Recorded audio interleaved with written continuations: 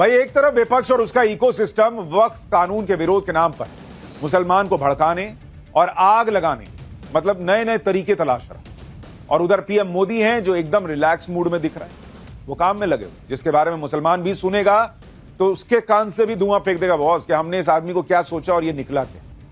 PM Modi और विपक्ष की पॉलिटिक्स का अंतर तो आज आपको दिखाऊंगा ही, साथ ही उसके पहले ये देखिए कि जैसा हमने आपको कहा था कि भाई वक्फ बिल पर बवाल का राउंड 2 शुरू हो चुका है, उसकी आज कुछ और तस्वीरें आ गई।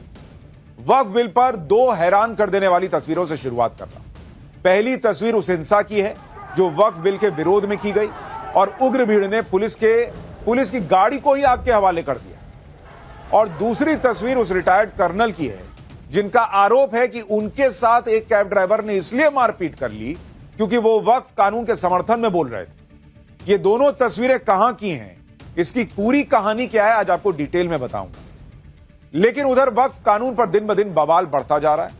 बवाल मचाने वाले मोदी शाह की जोड़ी ने ऐसे लोगों को नया करंट भी दिया। आज शाम को यह बड़ी खबर आई कि मोदी सरकार ने देश भर में नए वक्फ कानून को लागू कर दिया।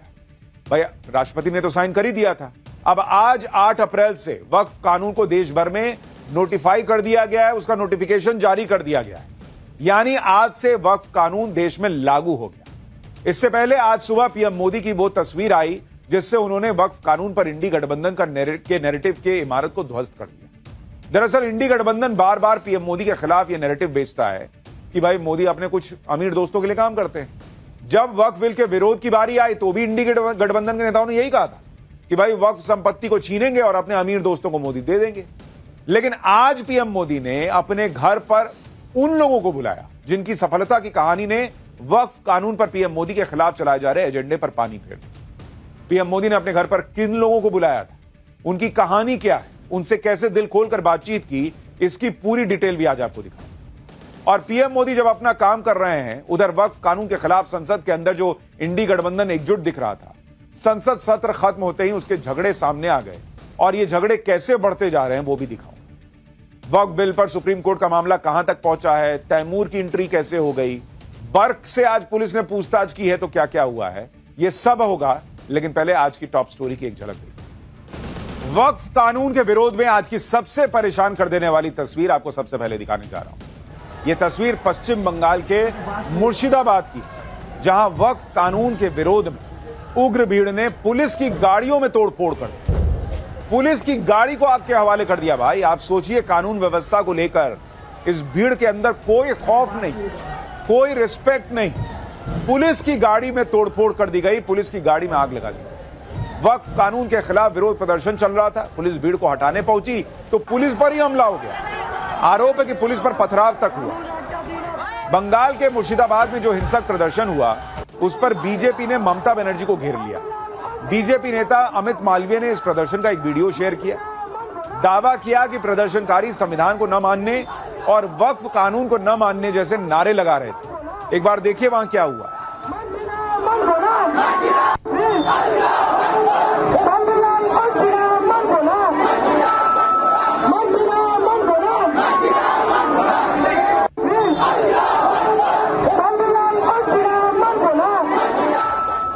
यानी एक तरफ पश्चिम बंगाल में उग्र प्रदर्शन हो रहा है, दूसरी तरफ वक्फ कानून के खिलाफ भड़काऊ बयानबाजी चल रही है। जमीयत उलमाए हिंद के पश्चिम बंगाल के अध्यक्ष सिद्दीकुल्लाह चौधरी को सुनिए। भाई ये कह रहे हैं कि मस्जिद कब्रिस्तान पर बात आएगी तो चुप थोड़ी बैठेंगे। सुनिए एक बार इनको।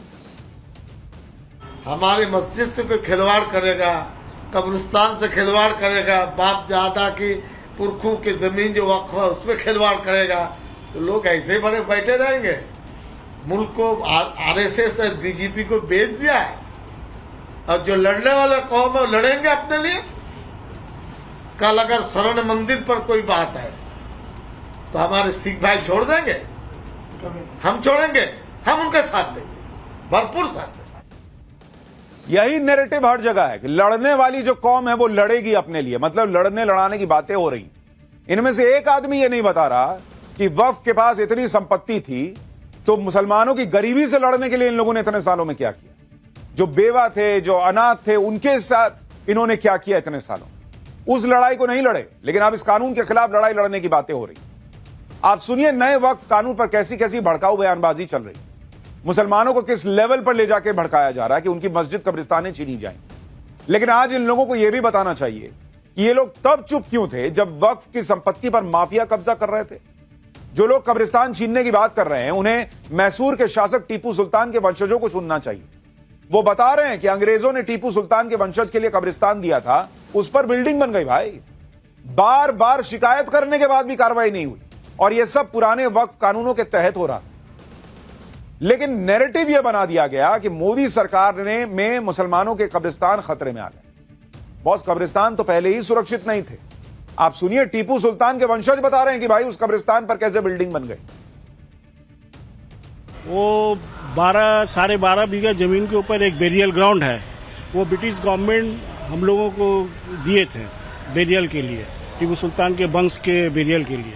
अब उस बेरियल ग्राउंड में देखिए पूरा बेरियल ग्राउंड एनकोज हो गया है, उसमें 1 तल्ला 2 तल्ला 3 तल्ला बिल्डिंग बन गया है। जब से वो एनकोजमेंट हो रहा है तब से मैं कंप्लेंट कर रहा हूँ, कोई सुनवाई नहीं, कोई कुछ नहीं किया। वक्फ कानून के विरोध में हिंसा की एक और खबर उत्तर प्रदेश से। यहां रिटायर्ड कर्नल सूर्य प्रकाश सिंह ने आरोप लगाया कि वक्फ कानून का समर्थन करने पर कैब ड्राइवर ने उनके साथ मारपीट कर कैब ड्राइवर ने अपने साथियों को बुलाकर उन पर हमला करवा दिया। इस मामले में दर्ज एफआईआर के मुताबिक रिटायर्ड कर्नल सूर्य प्रकाश सिंह ने कानपुर से लखनऊ के लिए कैब बुलाई। रास्ते में चलते हुए नहीं आदमी कैब ड्राइवर से बात कर लेता है, तो भाई रास्ते में कैब ड्राइवर और हमले का आरोपी वसीक राजा उनसे वक्फ कानून पर बहस करने लगा, यह कहा गया। जब सूर्य प्रकाश सिंह ने विरोध किया तो आरोपी वसीक ने अपने साथियों को एक लोकेशन पर बुलाकर उनके साथ मारपीट कर दी। सूर्य प्रकाश सिंह का आरोप है कि उन पर लाठी डंडों से हमला हुआ, सिर पर चोट आई है।